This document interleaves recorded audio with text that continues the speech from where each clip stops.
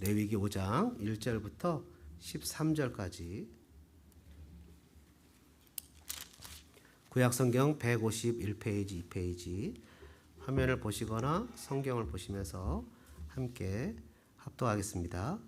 만일 누구든지 저주하는 소리를 듣고서도 증인이 되어 그가 본 것이나 알고 있는 것을 알리지 아니하면 그는 자기의 죄를 져야 할 것이요 그 허물이 그에게로 돌아갈 것이며 만일 누구든지 부정한 것들 곧 부정한 들짐승의 사체나 부정한 가축의 사체나 부정한 곤충의 사체를 만졌으면 부지중이라고 할지라도 그 몸이 더러워져서 허물이 있을 것이요 만일 부지중에 어떤 사람의 부정에 닿았는데 그 사람의 부정이 어떠한 부정이든지 그것을 깨달았을 때에는 허물이 있을 것이요 만일 누구든지 입술로 맹세하여 악한 일이든지 선한 일이든지 하리라고 함부로 말하면 그 사람이 함부로 말하여 맹세한 것이 무엇이든지 그가 깨닫지 못하다가 그것을 깨닫게 되었을 때에는 그 중 하나에 그에게 허물이 있을 것이니 이 중 하나의 허물이 있을 때에는 아무 일에 잘못하였노라 자복하고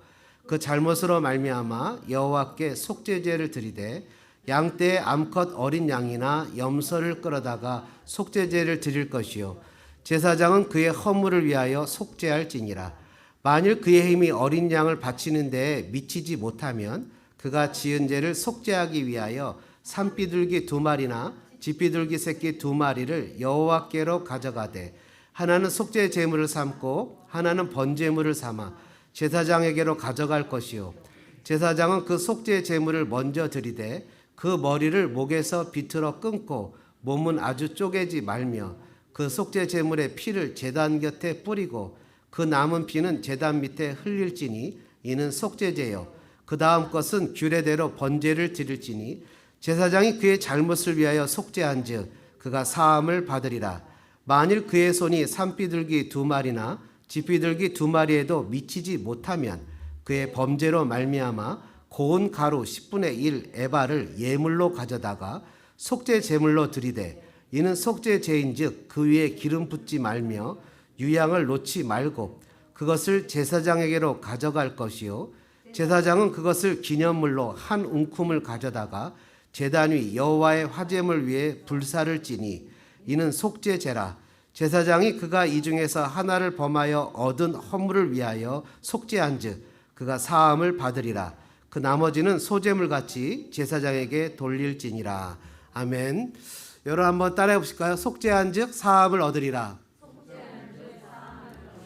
신앙생활을 한다는 것은 교회에서 하는 이 예배생활만 이야기하는 것이 아니죠.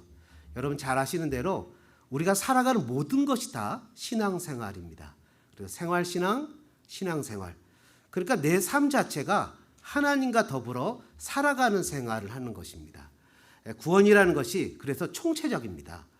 구원이 우리가 죽어서 천국에만 가는 것이 아니라 우리가 살아가는 삶의 모든 영역에 구원의 영향력이 미치게 되는 것이 바로 하나님 우리에게 주시는 구원입니다. 그래서 구원을 총체적이다 이렇게 표현합니다. 옛날에 조용기 목사님 같은 분들은 그래서 삼박자 구원을 얘기하셨잖아요. 삼박자 축복을.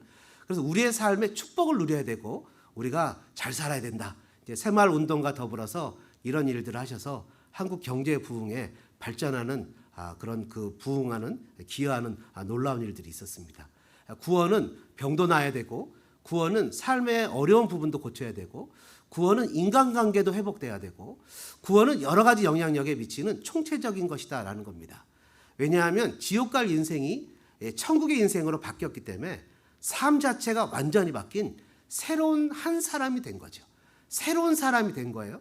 애굽의 종살이 되었던 사람이 이제는 노예 근성에서 벗어나 자유인으로 하나님이 원래 우리에게 계획하셨던 창조의 원래 목적을 가지고 존엄성과 근엄과 하나님의 대리 통치자의 위엄을 가지고 이 땅을 살아가게 된 것이죠. 그것이 오늘날 저와 여러분에게도 똑같습니다. 똑같이 가짜 인생에 속아서 살던 저와 여러분이 예수님을 만난 이후에 새로운 삶의 목표를 갖게 되고 새로운 삶을 볼 수 있는 새로운 시각을 갖게 됩니다. 근데 우리가 예수님을 알고 내 주님을 받아들인 후에 바뀐 삶을 살아갈 때 여러 가지 하나님과 관계와 사람과의 관계에 있어서 우리가 훈련되어져야 될 부분들이 있습니다. 매일의 삶에서 우리가 고쳐야 될 부분들이 있어요. 여러분, 그러기 위해서 쓰여진 책이 바로 레위기입니다.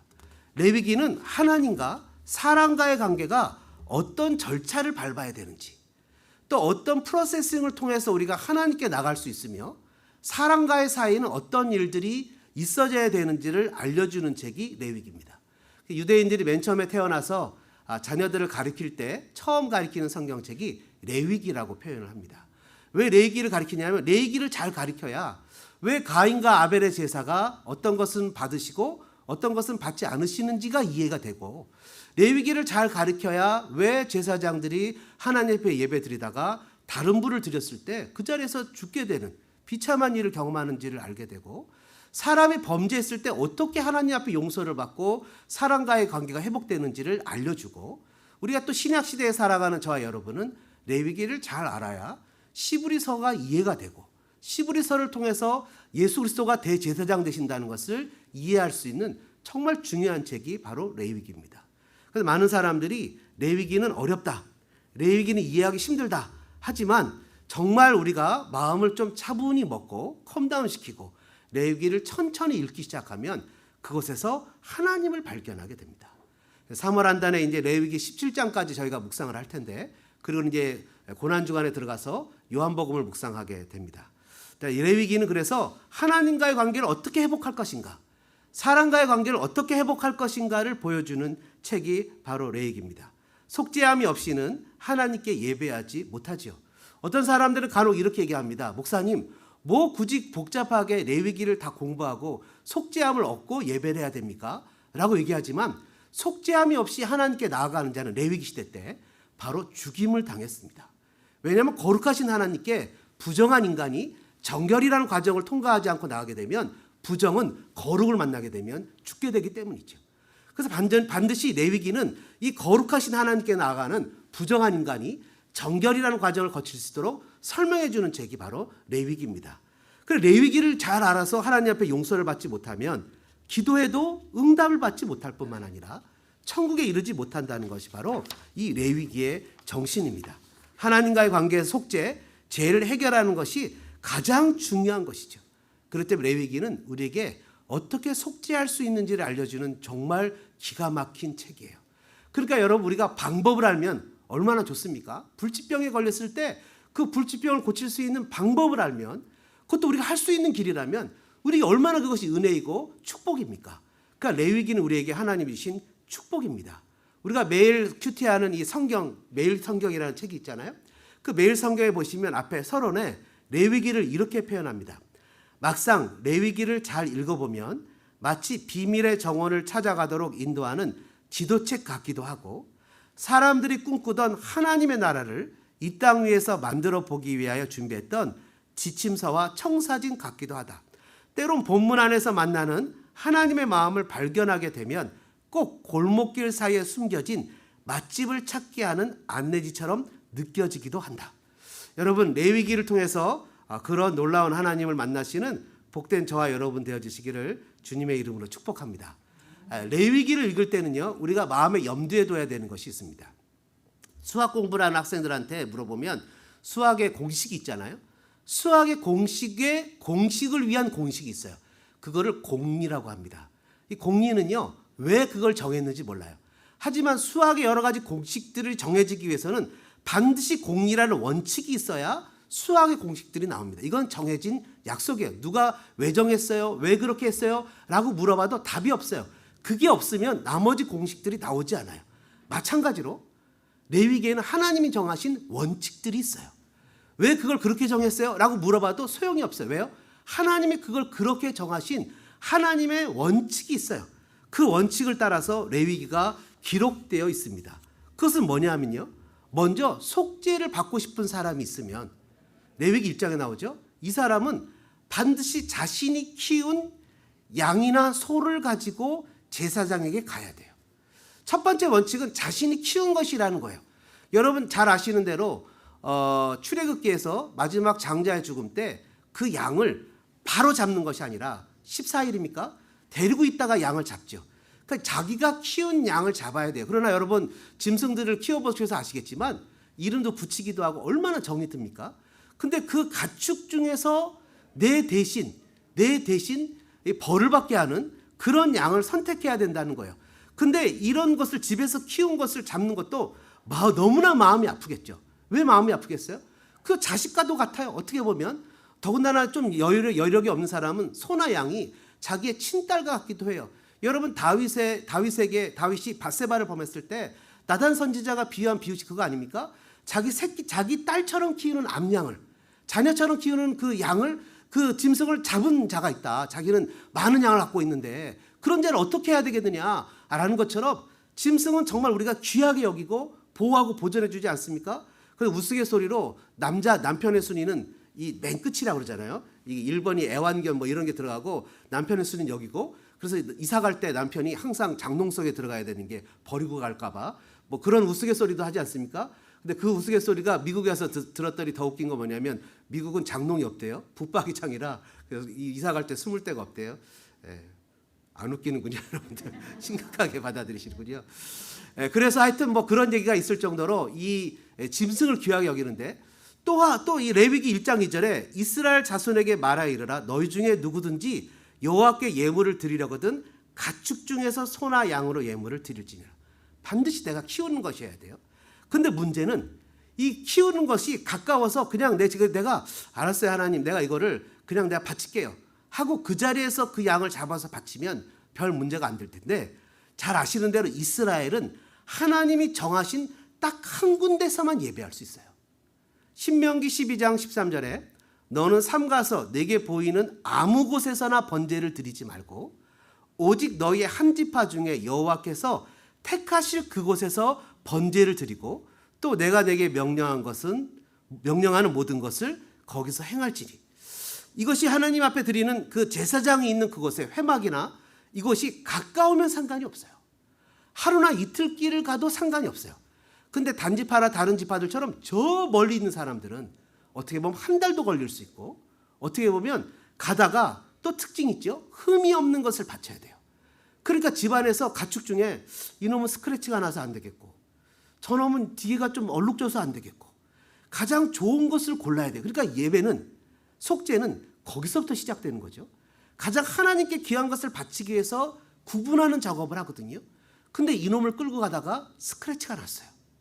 되돌아가야 되는 거예요. 그래서 다시 가야 돼요. 그래서 어떤 사람은 6개월까지도 걸릴 수 있는 거예요. 한번 속죄 제사를 지내기 위해서. 그리고 그 제사장이 이것을 끌고 갔다고 쳐요. 힘들고 어렵게 끌고 가요. 정말 6개월, 3개월, 2개월, 뭐 한 달, 정말 정도 들고 먹이도 주고 하나님께 바칠 거라 생각하는 내 딸같이 귀하게 여기는 양이나 소를 끌고 가요. 제사장에게 딱 주고 눈물을 흘리면서 뒤돌아서서 미안하다 너 잘 가라 이러면 좋겠는데, 그 양을 속죄를 드리는 사람이 자기가 갖고 온 짐승을 반드시 자기가 잡아야 돼요. 기가 막히죠. 근데 잡기 전에 어떻게 합니까? 머리에 안수를 합니다. 내 죄를 정가시키는 거예요. 그 흠없는 어린 양, 흠없는 소에게 내 죄를 정가시키는 거예요. 내 죄를 정가시키게 될 때 그것을 어떻게 하냐면, 이제 여러분 소나 양을 저는 잡아보지 못했지만 제가 공부를 해보니까 소나 양을 잡는 거에는 3가지 방법이 있다고 그래요. 어떻게 해요? 먼저는 심장을 찌르는 거예요. 근데 여러분 소심장이 어디 있습니까? 소심장은 칼로 찌를 수 없대요. 창으로 찔러야 된대요. 근데 정확하게 창으로 찔러야 소가 심장이 찔려서 죽지, 대부분의 비전문가들은 한 번 찔러서는 안 된대요. 수십 번을 찔러야 된답니다. 내가 키운 소를 수십 번을 찔러야 돼요. 그러니 피 범벅이 되겠죠. 구멍이 뻥 뚫리고. 그리고 나서는 여러분 그 방법 외에 또 다른 방법이 있어요. 뭡니까? 미간 사이를 칼로 찔러서 죽이는 거예요. 미간 사이를 칼로 찔러서 죽이는 것은 그나마 좀 쉬운데, 대부분이 미간 사이를 칼로 찌르기 위해서 제사장이 잡고 있지만 칼을 찌를 때 내가 떨리거나 손이 떨리거나 우왕좌왕해서 대부분 미간 사이를 찌르지 못하고 옆에 눈을 찌르거나 잘못된 경우가 허다하게 많다고 합니다. 그렇게 많대요. 그리고 이제 마지막으로는 이제 동맥을 끊어내는 건데, 동맥을 끊어내는 것도 그냥 바로 죽지 않고 보통 20분 정도, 15분에서 20분 정도 걸린다고 합니다. 근데 그렇게 죽이는 것도 문제가 생기는 게 뭐냐 하면, 이 동물을 여러분 보셨겠지만 내가 창으로 푹 찌를 때 찌른 사람을 양이나 소가 늘 항상 쳐다본대요. 그 말똥말똥한 눈으로 쳐다본대요. 말똥말똥한 눈으로 쳐다보면서 그걸 찌르면서 얼마나 마음이, 심지어 어떤 사람은 기절하기도 하고, 맨 처음에 화려하고 로맨틱한 제사를 기대했다가 자기가 키웠던 양을 자기가 죽여야 된다는, 그래 그곳에서 안수하고 자기가 죽일 때 나중에는 로맨틱한 것이 아니라 피가 온몸에 범벅이 되고 선혈이 낭자하고 땀인지 피인지 머리는 헝클어지고 그냥 나중에는 탈진한 상태에서 그건 어떻게 하냐면 그냥 드는 것이 아니라 이제는 각을 뜬다고 하죠. 각을 뜨는 것은 뼈 마디마디를 잘라내는 것이라고 영어 성경에 기록됩니다. 그거는 칼로 안 된다는 거예요. 그거는 도끼로 해야 된다는 거예요. 그리고 나서는 그것을 도끼로 찍어가지고 그것을 가지고 하나님 앞에서 번제로 바치는 거죠. 번제로 바치게 될 때 성경은 뭐라고 표현하냐면 이게 하나님 앞에 향기로운 제물이 된다는 거예요. 우리 하나님 이렇게 잔인하신 분은 아니잖아요. 그죠? 그 처참하고 비참하게 내가 키운 소나 양의 피범벅이 된 채 그것을 제사장이 번제로 하나님께 드릴 때 그것이 속죄가 되고 하나님께 향기로운 제물이 된다는 것이에요. 여러분 그게 왜 그렇게 될까요? 왜 그렇게 그것이 향기로운 것이 될까요? 그것은 바로 내가 소나 양에게 안수하는 그 순간 하나님은 소나 양을 보는 것이 아니라 그것을 죄로 본다는 거예요. 그래서 수없이 칼로 찌를 때 하나님은 죄가 절단되는 것을 보시고 창으로 찌를 때 그 죄가 찔려지는 것을 보게 되시는 거고 그 소나 양이 죽을 때 죄가 죽는 것을 하나님이 보신다는 거죠. 그렇기 때문에 하나님은 소나 양이 죽는 것을 보는 것이 아니라 나에게 있는 죄가 끊어지는, 왜? 죄가 끊어져야 하나님과 나 사이의 관계가 회복되기 때문이에요. 그래서 그것을 하나님이 받으실 만한 향기로운 제물, 향기라고 표현하는 겁니다. 여러분 생각을 해보십시오. 맨 처음에는요, 그 로만스를 가지고 어떤 그 즐거움을 가지고 이런 제사를 드리면 얼마나 행복할까. 처음 갔을 때 현장에서 기절하는 사람도 있고 끔찍한 제사 현장을 보고는 어떤 마음이 들겠습니까? 내가 다시는 죄 짓지 말아야지. 내가 다시는 죄를 져서 내 사랑하는 가축들을 이런 비참하고 처참하게 죽이는 이 잔악한 현장 가운데 내가 끌고 오지 말아야지. 사람이 결단을 하고 또 결단을 할 거 아니겠습니까? 그렇게 레위기의 가장 큰 주제는 뭐냐 하면 거룩이에요. 레위기의 가장 큰 주제는 거룩인데 거룩은 딱 한마디로 표현하면 구별이에요. 구별된 삶이에요. 남들과 똑같이 살아가는 삶이 아니에요. 내가 똑같이 남들하고 같은 밥을 먹고 같은 생활을 하고 같은 직장 생활을 한다고 해서 예수 믿지 않는 사람들하고 똑같이 그렇게 살아가는 삶이 아니에요. 우리는 하나님 나라의 백성으로서 말로, 눈으로, 행동으로, 귀로 하나님 앞에 영광을 되는 삶을 살기 위해서 다른 가치관을 가지고 살아가는 거죠. 저는 저와 여러분들이 레위기를 통해서 하나님의 거룩을 배울 수 있는 복된 교우들 되어주시기를 주님의 이름으로 축복합니다. 피 흘림이 없이는 죄사함이 없어요. 피 흘림이 없이는 죄사함이 없어요. 이런 처참한 현장을 묵상하는 가운데 어린 양 예수 그리스도가 떠오르는 거죠. 어린 양 예수께서 그 처참함을 모든 것이 다 짊어지고 가셨다는 거예요. 그러면서 들은 생각이 이런 생각이 드는 거예요. 내가 지금까지 예수님의 십자가의 보혈의 공로를 너무 쉽게 생각했다. 예수님이 나를 위해서 죽으셨다는 그 사건을 너무 가볍게만 생각해서 그냥 아멘하고 받아들였다. 진지하게 받아들이지 못했다는 거예요. 이번 노예 캠프 중에 가끔 얼굴은 뵀지만 오래간만에 처음으로 오랜 시간 얘기를 하신 70대 되신 목사님 부부를 만났습니다. 얘기하는 중에 6개월 전에 41세 된 아들을 먼저 천국에 보낸 목사님이셨어요. 아들이 미군이었는데 미군 활동을 하다가 아프가니스탄에 가서 전쟁을 하다가 미국으로 이제 복무할 때가 됐는데 급하니까 군대에서 1년 6개월이나 보내주지 않은 거예요. 끊임없이 얘기를 하고 탐험하고 건의해도 1년 6개월이나 더 아프가니스탄에서 복무를 하게 된 거예요. 참 힘들고 어려운 시간을 보냈는데 더 기가 막힌 건 자기하고 가장 친했던 동료가 자기 눈앞에서 죽게 되는 것을 목도했어요. 얼마나 큰 충격을 받았겠습니까? 너무나 큰 충격을 받고 와서 여러 가지 이 미국에 대해서, 미국 정부와 미군에 대해서 반감을 갖기 시작하고 거역하기 시작했어요. 그래서 미군에서 주는 모든 혜택도 다 거절했어요. 하나도 받고 싶지 않았어요. 모든 것이 다 싫었어요. 그런 사이에 아버지의 소개로 결혼도 하게 되고 그러면서 신앙생활을 또 열심히 하면서 나름 회복되는 것 같았어요. 근데 이 아들에게 근육암에 걸려서 시한부 선고를 받게 됐어요. 아버지는 놀란 마음에 아들을 어떻게든지 살리려고 병원에 데려가고 싶었지만 아들은 미국 부대에 속한, 미군에 속한 병원에 가고 싶지 않다고 끝까지 버텼어요. 아버지는 지금도 후회하는 게 그때 때려서라도 아들을 데려갈 거리라는 후회를 하고, 마지막 아들이 죽기 하루 전에 아버지는 아들에게 병원에 한 번만 가자고 애원했지만 아들이 노를 해서 그럼 내가 너를 위해서 기도하겠다고 했더니 아들이 오히려 내가 아버지를 위해서 기도하겠다고 하면서 한국말이 너무 서툴러 한국말을 할 수 없는 그 아들이 아버지를 위해서 떠듬떠듬 기도하는데 이렇게 기도하더랍니다. 하나님 감사합니다. 나를 살려주시면 감사하겠습니다. 그러나 나를 데려가셔도 하나님 감사합니다. 내가 간 후에 우리 아버지 건강하게 해주시고 너무 슬퍼하지 않게 해주세요. 라는데 이 아버지가 얼마나 눈물을 흘리고 그 기도를 듣고 아들이 그 후에 코마 상태에 빠지고는 하루 이틀 지난 다음에 너무 힘들어서 마치 마루에 나왔더니 바나나가 하나 있길래 배가 고파서 그 바나나를 뚝 잘라서 한 입 입에 넣고는 주저앉고 엉엉 울었답니다.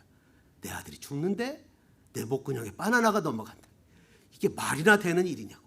그러면서 하나님 앞에서 엉엉 울고 하나님이 원망스럽고 그 아들이 죽은 후부터 죽었는데 그로는 숨을 쉬지 못하고 너무너무 힘들고 무기력증에 걸려서 무엇을 쥘 힘도 없고 넘어지기도 하고 그런 상태에서 조금 낮아서 캠프에 참여했는데 그러면서 그분이 이런 얘기를 합니다. 하나님이 너무 원망스럽다는 거예요. 자기에게 41년간 맡겼던 아들을 그 아들을 데려간 것이 너무너무 하나님 앞에 괴로웠다는 거예요. 내 아들을 그 사랑한 아들을 데려갔다는 게 하나님 너무 원망스러워서 기도도 안 나오고 어떤 위로도 받아들이지 않더라는 거예요. 그러다가 좀 몇 개월이 지난 후에 하나님이 말씀하신 음성을 너무나 또렷하게 들었는데 하나님 이렇게 얘기하시더랍니다. 내 아들을 너에게 41년간 맡겼다가 이제 내게로 다시 데려왔는데 그게 너에게 그렇게 나를 크게 원망할 일이니? 이 얘기를 듣는 순간 자기는 대성통곡하며 울었다고 그래요. 내 아들을 41년간 너에게 맡겼다가 이제 내게로 데려왔는데 그게 그렇게 너에게 나를 원망할 일이니?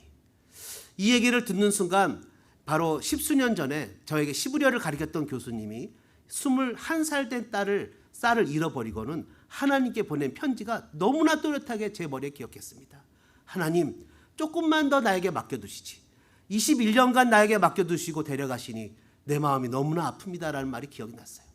근데 그 70세 된 노 목사님과 같이 대화를 하고 있을 때 바로 그 앞에 앉았던 목사님 한 분 계셨는데 그 목사님은 3, 4년 전에 사모님이 암으로 소천하시고 그래서 1, 2년 지난 후에 제가 중매를 쓰고 이 자리에서 재혼을 하고 그리고 나서는 얼마 전에 쌍둥이를 낳은 목사님이 있었어요.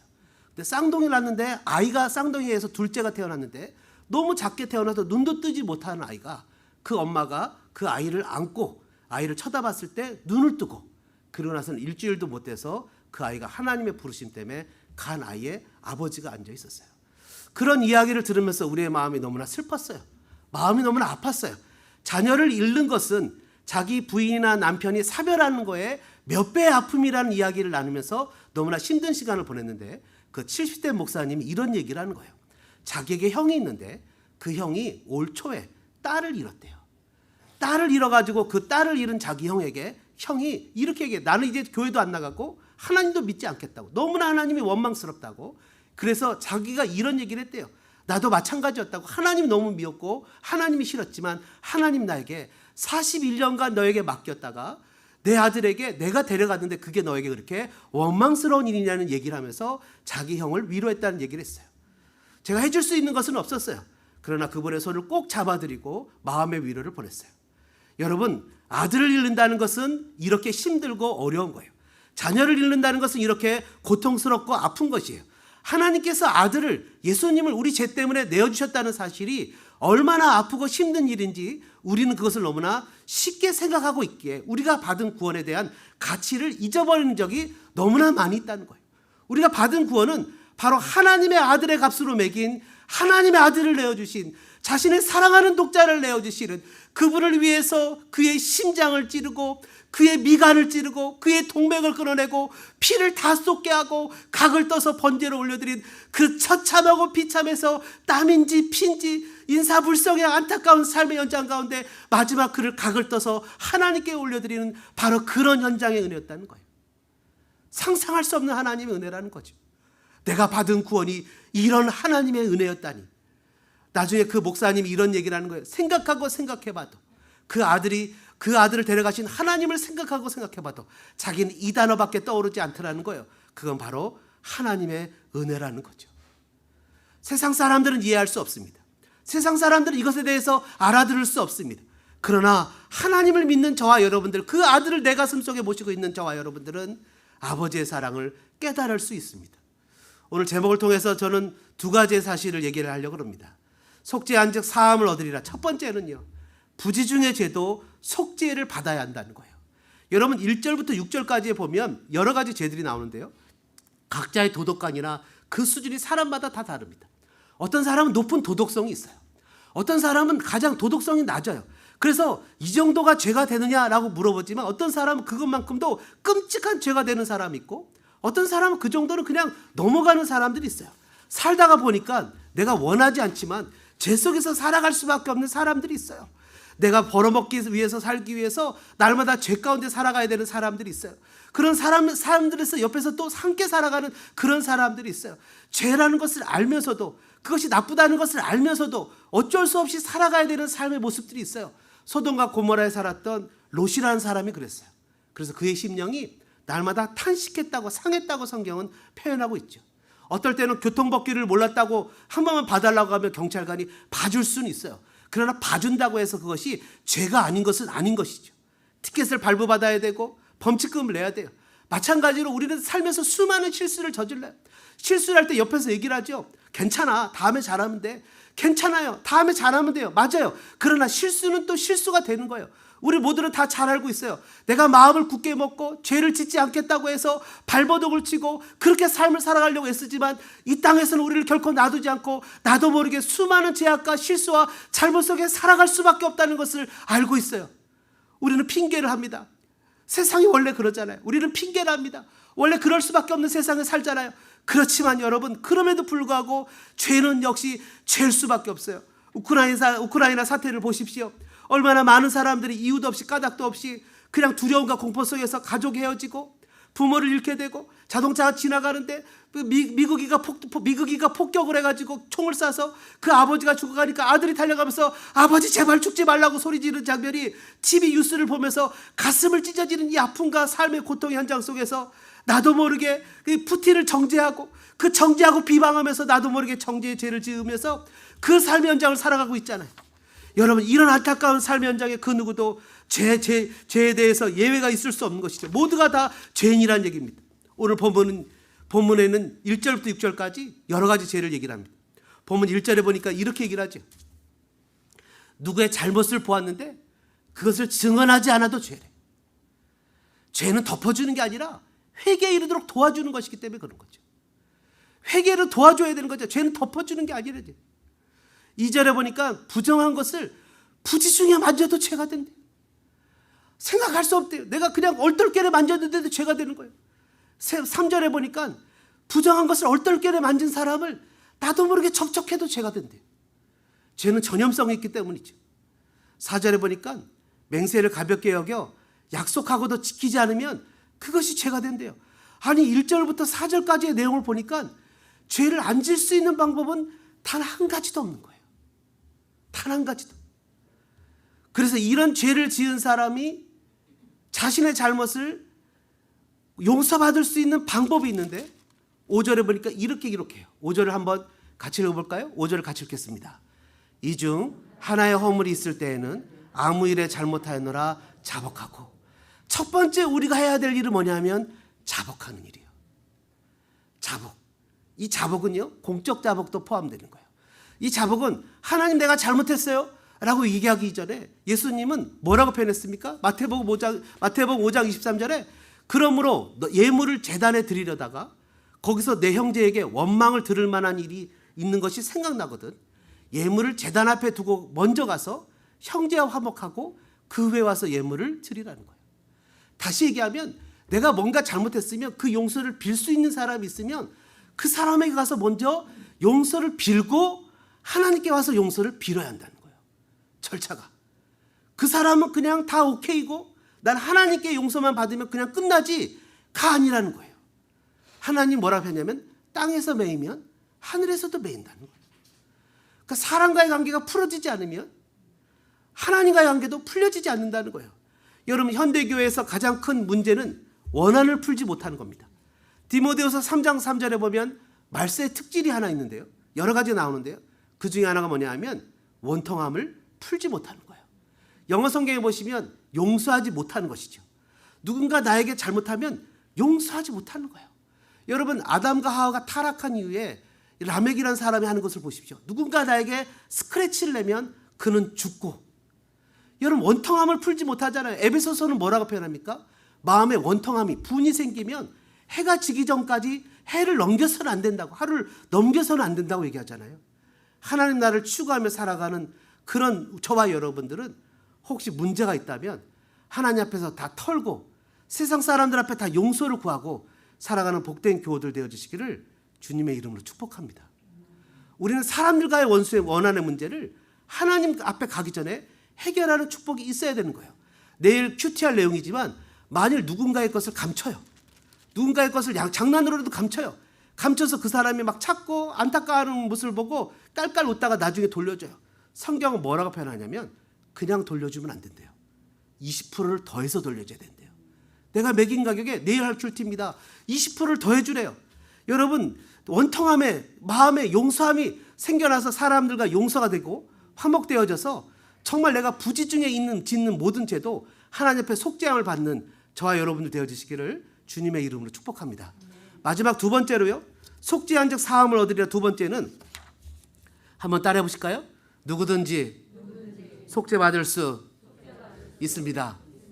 이 제목을 다른 말로 하면 용서받지 못할 죄는 없다는 거예요. 여러분, 7절에 보니까 이렇게 기록됩니다. 보통 소와 양으로 드려야 되는데 5장 7절에 소와 양으로 드릴 힘이 없어요. 가난한 거예요. 가난하면 하나님 앞에 속죄를 못 받습니까? 가난하면 아무것도 못 하나요? 7절에 가난해서 소와 양을 드릴 수 없으면 무엇으로 바꾸래요? 산비둘기 2마리나 쥐비둘기 2마리를 바쳐도 괜찮대요.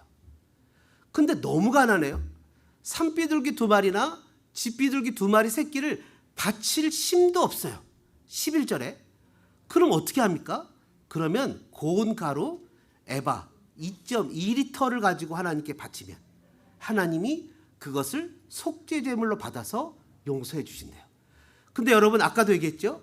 피 흘림이 없으면 죄사함이 없어요. 다시 얘기하면 하나님이 세우신 큰 원칙은 무엇이냐면 피를 흘려야만 속죄를 받는 거예요. 근데 뭐예요? 너무 가난해서 흘릴 피가 없어요. 너무 가난해서 갖다 바칠 비둘기조차 없어요. 그럼 어떻게 하죠? 그럼 용서받을 길이 없어요? 아니요. 주님 뭐라고 표현하시냐면 그냥 하루 먹을 밀가루라도 가져오라는 거예요. 그럼 하나님은 그냥 용서하시겠다는 거예요.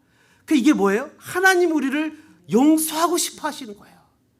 요한일서 1장 9절은 뭐라고 표현합니까? 만일 우리가 우리 죄를 자백하면 그는 미쁘시고 의로우사 우리 죄를 사하시며 우리를 모든 불에서 깨끗하게 하실 것이요. 여러분, 구원받아서 용서받는 것이 아니라 용서받아서 구원받는 것이 아니라 구원받았기 때문에 용서를 받는 거예요. 기가 막히죠? 내가 무슨 자격이나 공로가 있어서 구원받은 것이 아니라 예수의 십자가로 말미암아 우리가 구원받았기 때문에 주님은 우리를 용서해 주시는 겁니다. 하나님 우리를 구원해 주시는 이 놀라우신 은혜는 나의 조건에서부터 시작되지 않아요. 내가 어떤 사람이든지 무슨 죄를 졌든지 그게 중요한 게 아니에요. 중요한 건 뭡니까? 바로 흠없는 재물을 가져가는 거예요. 그리고 그것에 안수할 때 그 흠없는 재물이 내 죄를 다 뒤집어 쓰고 죽을 때 그 재물에 흠없는 것이 나에게 전가되는 거예요. 그래서 흠없는 어린 양 예수의 의로움이 나에게 전가된 거예요. 그렇기 때문에 나는 예수를 믿는 그 순간 그 예수 그리스도의 피의 놀라운 십자가의 용서가 예수를 믿는 순간 나에게 전가된 거예요. 그렇기 때문에 나는 구원받은 의인입니다. 용서받지 못할 죄는 없습니다. 주님이 이렇게 얘기하셨잖아요. 베드로에게 온몸을 목욕한 사람은 다 씻을 필요가 없이 발만 씻으면 된다는 거예요. 날마다 살면서 나도 모르게 짓는 죄, 나도 모르게 타협하는 거, 여러 가지 것들 가운데 주님 앞에 이렇게 기도하는 거죠. 주님, 오늘 하루 가운데 내가 알고 모르고 지은 죄들을 주님께 용서를 구합니다.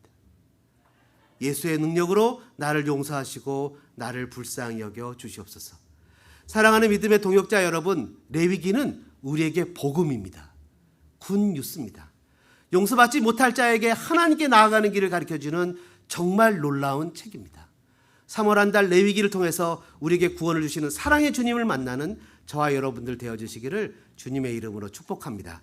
이 시간에 같이 기도하는 시간을 갖겠습니다. 첫 소대에 말씀드렸던 재물의 죽음을 기억하겠습니다. 예수님이 나를 위해서 십자가를 지신 대가가 얼마나 대단한 것인지를 고민하겠습니다. 주님을 바라보겠습니다. 주님을 생각하겠습니다.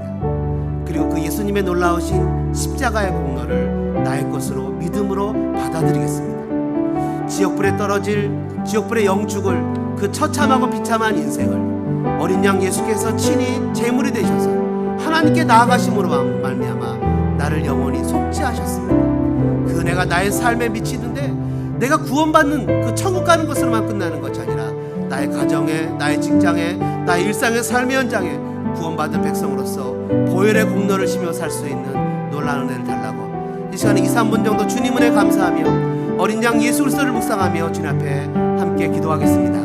사랑의 아버지 하나님, 은혜와 사랑에 감사합니다. 생각해보면 구원받을 만한 자격이나 공로가 없는 하나님 저를, 하나님 어린 양 예수, 당신의 독생성자 예수님을, 영원하신 주님을 이 땅에 보내주셔서 아버지는 41살에 자기의 아들을 잃었을 텐데 그렇게 아프고 힘들었는데 하나님 영원토록 함께 하시는 그 독생성자 예수를 이 땅에 보내시고 아들로서 모든 짐을 짊어지시고 하나님의 저주 가운데 하나님의 공의를 만족시키며 우리의 모든 죄악을, 우리의 모든 저주를 속량하신 예수 그리스도를 바라봅니다. 그 놀라우신 십자가의 은혜로 말미암아 아버지, 그 놀라우신 피의 공로로 말미암아 저희들을 구원하시고 하나님 아버지, 칼로 하나님 이간에 찔리는 십자가의 면류관으로 아버지 옆구리에 찔리는 그 하나님 아버지 참으로 아버지 온갖 고통과 채찍에 당하셨던 그 주님의 놀라우신 아버지 그 엄청난 고통과 고난으로 말미암아 아버지 저희들이 하나님 주님 앞에서 자유함을 얻고 죄사함을 누리고 이제는 구원받은 백성으로서 새로운 사람 피조물로서 살아갈 수 있는 은혜를 주신 것을 감사합니다. 아버지 어떤 죄든지 용서받을 수 있습니다.